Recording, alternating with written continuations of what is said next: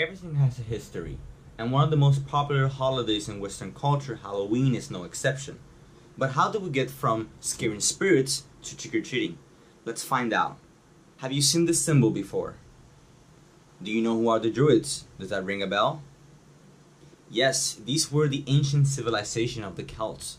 Who were the Celts? The Celts lived 500 BC until 700 AD in what is modern day United Kingdom and Ireland. But they also expanded into Gaul, which is modern day France, and Germania, modern day Germany.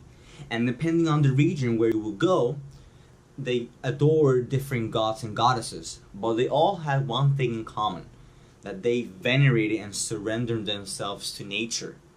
Because the Celts believed that that keeping a proper balance with nature was to keep in balance with the spirit that governed everything.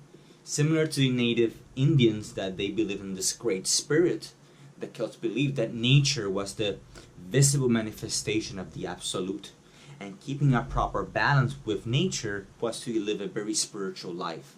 The Druids were the shamans and priestesses of the village. Therefore, their job was to guide the village, the tribe, into a connection with spirit. And Halloween originated from an ancient Celtic festival known as Samain. And the Celts divided their year in two seasons, light and dark. Light being the summer solstice and dark being the winter solstice. During the months of October, November in our modern calendar was the transition between these two realms, the light and the dark. Samain was celebrated in that transition, which is in our modern day calendar, October 31st until November 1. And the festival consisted in making huge bonfires so they could scare away evil spirits that came from the dark world, because that transition was at its peak during those days.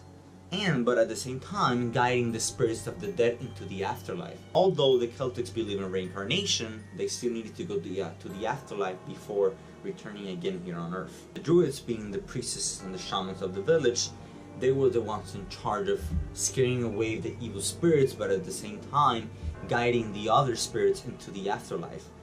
That is why the village wear costumes, so they could scare away evil entities. In the year 43 AD, the Roman Empire invaded Britannia, which is modern day Britain. And some years later, they annexed Britannia into their province. And in the year 380, Emperor Theodosius I make the official religion of the empire Christianity. And as you may know, that spells trouble, because the church considered any spirituality outside the religion of Christianity was considered to be pagan and demonic. But ironically, the church needed more followers in order to expand its influence. Therefore, they adopted the festival of Samain into All Saints' Day, celebrated on November 1st. And that is actually what occurs today. If you ask any true Christian, they will tell you that on November 1st they celebrate the Day of the Saints, which is called in Latin Hallows Day, the Day of Saints. Hallow means holy. And the day before that, which is the evening of the All Saints' Day, is called Halloween, the evening of the holy of the saints. The word Halloween comes from that. And what about the jack-o'-lanterns? Because we haven't talked about the most famous pumpkins.